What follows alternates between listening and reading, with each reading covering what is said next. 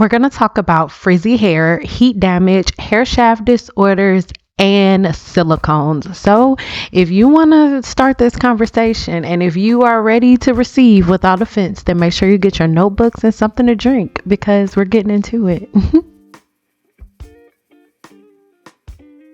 Now, before things get a crack-a-lacking around here, make sure you go ahead and subscribe here to my channel, give this video a thumbs up, and click that bell notification so you're notified every time I post another video.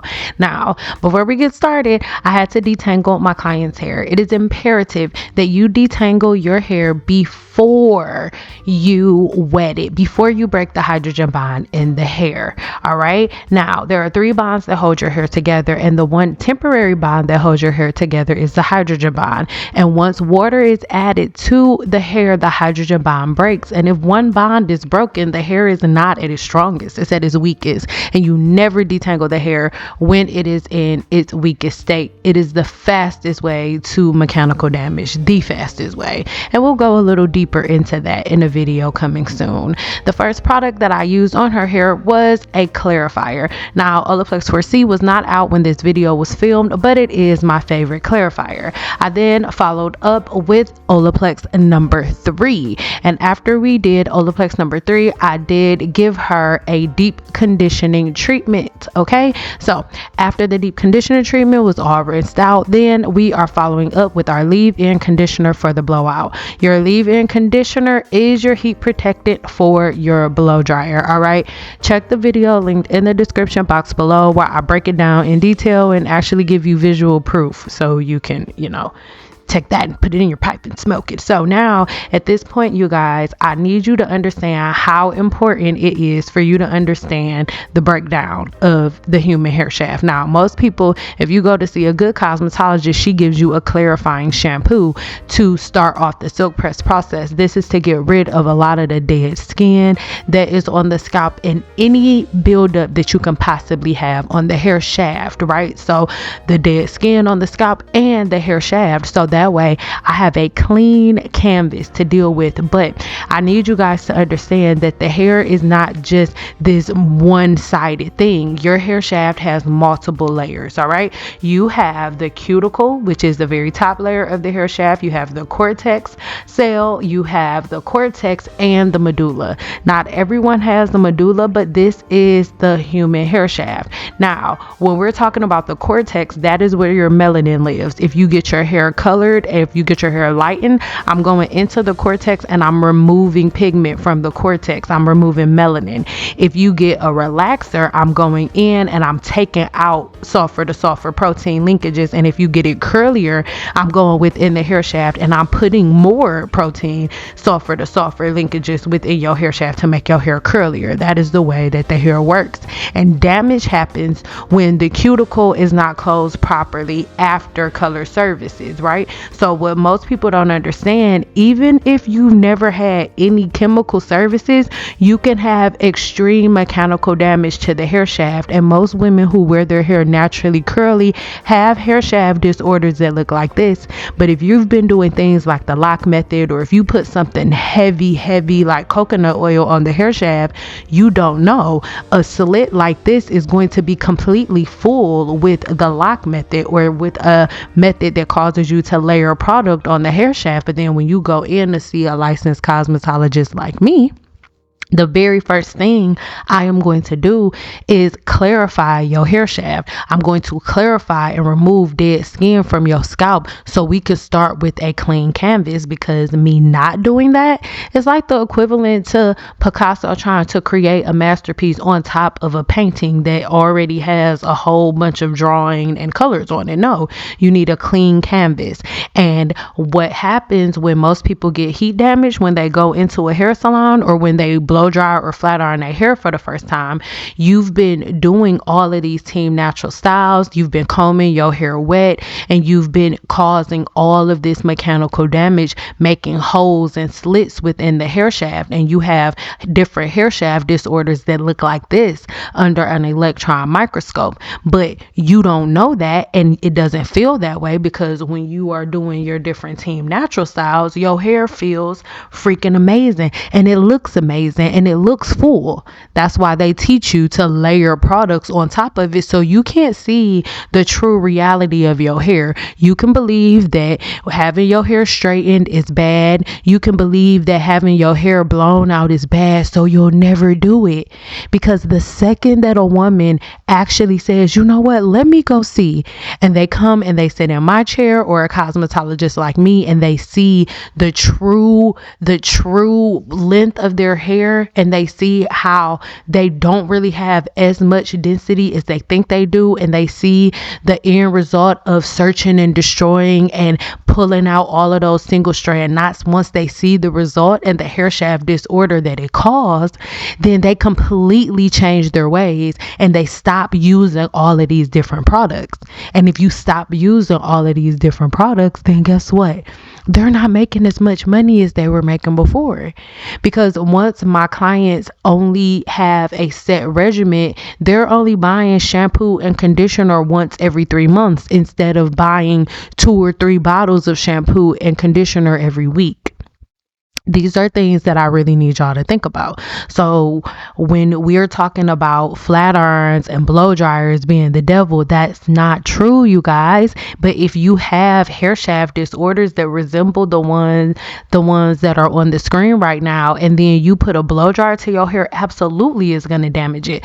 The one in the upper left-hand corner is a healthy hair shaft. That is a healthy hair shaft. And a woman who has a hair shaft that looks like that, she's not going to experience heat damage if everything is done properly. But if you have holes in your hair shaft from different team natural hair practices that suffocate the hair follicle and suffocate the cuticle, and you have a hair shaft that looks like this, and somebody adds heat, there's nothing protecting the cortex of your hair shaft. And the cuticle is the cortex's protection. The cuticle of the hair shaft is the protection for the 2 inner portions of the of the hair shaft that I just showed you. The cuticle, the cortex, and the medulla. The cuticle is the protective layer. So when we're locking down the protective layer, you have to understand that you are putting your hair shaft in chains, and you're making it harder for your hair to receive the things that it needs. The sebum that comes out of your scalp is literally meant to feed the hair shaft, to strengthen it, to make it stronger so that it is able to actually retain length. And there is a complex within your hair shaft. A video is coming very soon breaking down sebum. The way that sebum is made by God, it is literally, you guys, made to make the hair shaft stronger. And the sebum that comes out of your follicle is stronger than any product on the market. So if the sebum can never touch the hair shaft, your hair is always going to be weak. It's always going to be weak. That's why I would do consultations before my silk presses, because they had to understand that if they had not had any type of heat or anything on their hair in so many years, then I was not able to give them what they really wanted. I would do an assessment on the hair shaft and show them, hey, you have holes in your hair shaft. And I would show them they would all have these different hair shaft disorders. Y'all call them single strand knots on social media, but it's called trichinodosis is what it's actually called. That's the one in the lower right hand corner. It's not called single strand knots. It's a real medical hair shaft disorder that you study. So when I say, oh, I can't stand wash and goes, I can't stand twist outs, it's not coming from an opinion based outlook on it. It is coming from a person who not only has been a licensed cosmetologist for over a decade, but somebody who has also been studying hair shaft disorders for the last 7 years. So it's a lot more complicated than that. And this is why I want us to really, really focus on it. In 2024, I want us to change our focus, and I want us to change the way that we look at things. Let's stop taking everything in a perspective of like, oh, like, no, we're black, and so we have to wear our hair like this, and God made our hair to grow out of our head like this. It's like, let's stop that. It doesn't make sense, you guys, because God makes your hair to do a whole bunch of stuff. God make your breath to stink in the morning, but you still brush your teeth. God makes sleep to be in the corner of your eyes when you wake up, but you still wash your face every day. Like, come on, guys. We are in co-creation with our creator, and with you having hair, it is your job to make sure that you give your hair everything that it needs to thrive. So now at this point, I'm using Kimbra's heat protector on her hair. This beauty here is one of my regular clients. Okay. In the past, she did have hair shaft disorders, but she does not live in Las Vegas, Nevada. She actually lives in another state. And so she would come see me every couple of months. And when she came to see me every couple of months, I would make sure that her hair shaft was healthy. I would make sure that different things were intact. She was getting lectures because, in the midst of her not seeing me, she has YouTube and she was trying different things. She was a mother and she wanted to do quick little things, but we ended up having a conversation. She said, okay, Sia, I hear you, because when we're talking about your porosity, it is so important. What you're looking at right now is the cuticle. This is how your cuticle looks. There are multiple layers to your cuticle, and your porosity is pertaining to how these layers are able to lift. There is no such thing as good porosity or bad porosity. There's no porosity that's better than the other one. This is literally just an observation of how the human hair shaft works. And when it comes to the cuticle, scientists have observed 3 different ways that the cuticle operates. Some people have a cuticle that operates in a low porosity manner where it's really, really, like, not necessarily hard for it to open, but it's a little tighter. It's just a little tighter. It just needs a little bit more effort. Give it some peppermint to get it excited to lift up. And then you have high porosity hair like me, girl. It don't need no excitement. It's ready to go at the drop of a hat. And then you have medium to normal porosity that's just chilling. It's moving with the flow. Baby, what you need, I got it. That's how it goes. It's not, oh, one porosity is better and only black girls have this porosity and only these. No, guys, stop it. Learn the science of the human body. That is what your porosity is about. So when we're dealing with your porosity, you just need to know, how does my hair shaft work? Do I need to give it a little oomph, right? Does it need some peppermint? Does it need some, rosemary in the formulation of my conditioners and my shampoos to help it open? Or do I have high porosity hair and do I need something with a little bit more silicone or additives that act like silicones to help my cuticle to just lay down and relax just a little bit, not to lock it, right? But to help it perform what it needs to perform.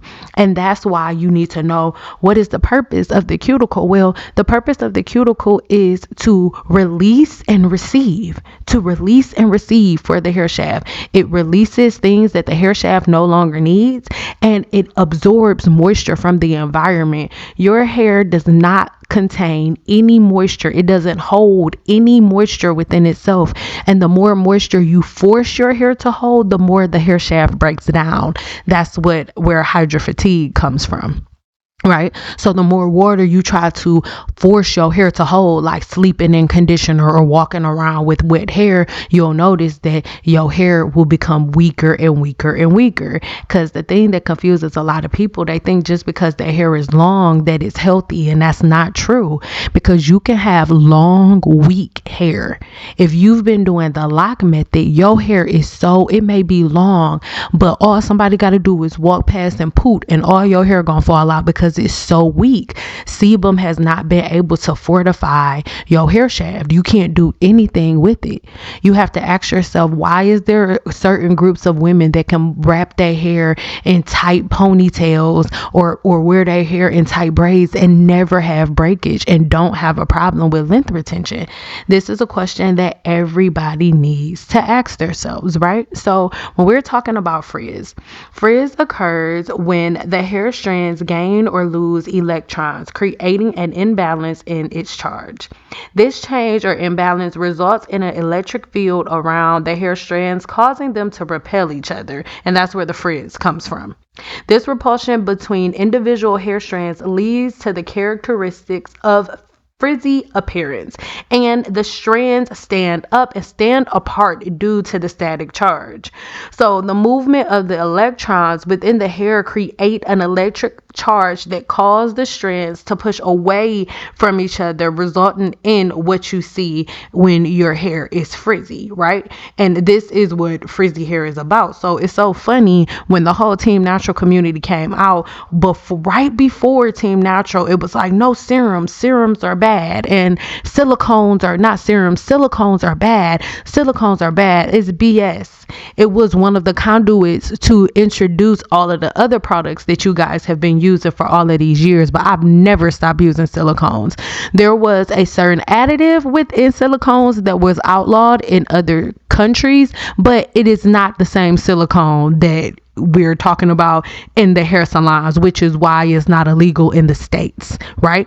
Okay, so in a video coming really soon, I'm going to break down silicones to you, but just know that hair serums often contain ingredients like silicones and oils, and these substances form a thin protective coating over the hair shaft, and this coating helps to neutralize that electrical charge by providing a barrier between the hair strands. So that's how it works. It's not that, oh, it's going to stop the electrons from working. No, a serum is going to cause a barrier, but this is the thing when it comes to a barrier, right? It says serums, I just say serums and oils, right? When it comes to serums and oils, a serum has a way smaller molecular weight than an oil does, a way smaller molecular weight. So you can put a serum on the hair shaft and not even notice it. The serum will literally go on the hair shaft just to make sure that each individual strand is separated, because when we're talking about a silk press, that is the purpose. The average person has anywhere between 100,000 and 400,000 strands on their head. So when all of these electrons are doing what I just told you that they do, when I add a serum, the serum has a small molecular weight, and I'm only putting a little bit on the hands and rubbing it through my client's hair, and this is going to keep everything from going at bay or from going array. And then when I do the silk pressing process, remember, hot air or hot water opens the cuticle and cold water or cold air closes the cuticle. So when I put on a serum, right, that creates a barrier on the hair shaft so that the electrons are not causing the frizzy hair, and then I place her under a dryer under cool hair, I am creating that barrier, and I am setting her hair in beta keratin for the last time until I wash her hair again.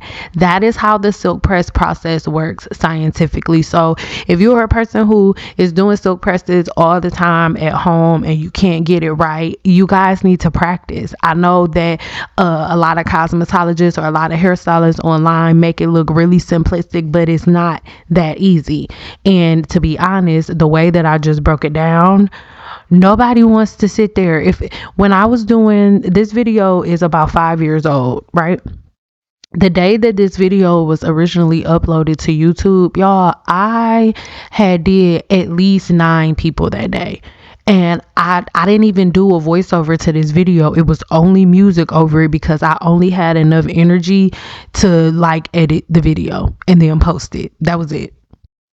So I just need y'all to understand that nobody really wants to sit there and go over everything that they ever learned in school in every video. That's why you have to really, really find a cosmetologist that you really, really trust and stick with her, because that's really the only way for you to get what you need, because you can't really expect random people to know you, right? You can't expect random people that you don't know to automatically really be a cosmetologist that really kept continuing education. It's like being a teacher. You're not done once you get your degree. You have to keep continuing education. So remember what I told you guys about the electrons. Look at her hair. That is what is happening.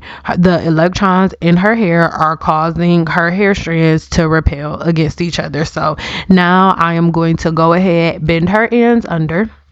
And then after I bend her ends under, then I'm going to wrap it. But first we have to go in and give her a minor trim. So I was seeing her every 3 months. If I was seeing her a little bit more, her ends would be a lot fuller than they were. But again, you know, she had some braids and, you know, stuff happens. It's okay. It is all right. But you guys just make sure that when you're doing your natural styles, and if you're still going to decide to do your wash and goes and your twist outs, even though I don't recommend them at all and I'm not giving any counsel on them, it is really, really important that you guys really pay attention. Now, this is someone from inside the 7-day challenge, and she was saying, oh my gosh, she's so excited that she completed day 3. And I told her I was so happy for her. The next one said, oh my God, my scalp feels amazing. It usually is itchy and dry the day after wash day. It's only itch once, and that's because I get itchy when I get stretched. But other than that, nothing. I was worried about my scalp being dry, and nope, it looks better than it has in years. And it's not shiny, but I can tell it's not dry. Flakes are gone, and the scientific brushing is clutch. It felt so good on my scalp. Thank you for the guidance. I'm loving this new routine so far. Listen, I told her that I was so freaking happy for her and everywhere that she was going. And somebody else said, that's awesome. I'm on day 7 with no product in my hair, and I can't believe how healthy my scalp feels. It is incredible. So I just want you guys to know, right? There's even more on the screen. Read it for yourself, take some screenshots. But if you need help resetting your whole hair growth cycle and everything, I have 2 options for you. You can either get you some snacks and binge watch all of my videos. There are hundreds of them. Or you can join my 7-day challenge where I break everything down for you. And before the end of 7 days, you will see a scalp and a hair shaft that you don't even recognize. And you don't have to take my word for it. There were just people that were within the 7-day challenge on the screen. And the community is amazing over there. I love how everybody helps each other move through their challenge. And when anybody runs into hiccups or has any questions, everybody just comes within the group. It's such an amazing community. So you guys make sure you join. All right. Links will be in the description box below. So at this point now, I am just going through and giving her not really layers, but I'm getting rid of as much of the damage as I can, because if I leave this, I don't see her for another 3 months and she does something else, it's going to keep splitting up the hair shaft. So I just made sure that I was able to do that, right? In a video coming really soon, right? In a video coming really soon, and it could possibly already be up. So just make sure, I don't know, check the description box. We're going to get deep into silicones. All right. We're going to get deep into silicones because I really want y'all to understand the way that things have been working, and so many other things. We're going to get into locks and so many other things, you guys. So make sure that your post notifications are on, and make sure that you comment, right? Because when you leave a comment, what happens, YouTube takes that as a signal that you like my channel and you like engaging with my channel. Even if you just leave like a heart emoji, say something, okay? But on the screen, here are a few more hair shaft disorders. We are going to again have a whole series on hair shaft disorders. She's so beautiful. We're going to have a whole series on hair shaft disorders because I really want you guys to understand that flat irons are not the devil. But if you already have holes and stuff within your hair shaft and your cosmetologist doesn't know, because not all cosmetologists have the capability to have a electron microscope and look at your hair shaft. Not every cosmetologist has the ability to do that in a salon, so she may not know. And the heat damage does not come from the flat iron. The heat damage comes from putting heat on a hair shaft that has an undiagnosed hair shaft disorder. So I really want y'all to know about that. All of the made up things, single strand knots and all of these different methods, and they need to go, guys. And what we need to do is focus on the science of hair. And when I was standing behind the chair, I wasn't just doing silk presses. No, that's not what I did, honey.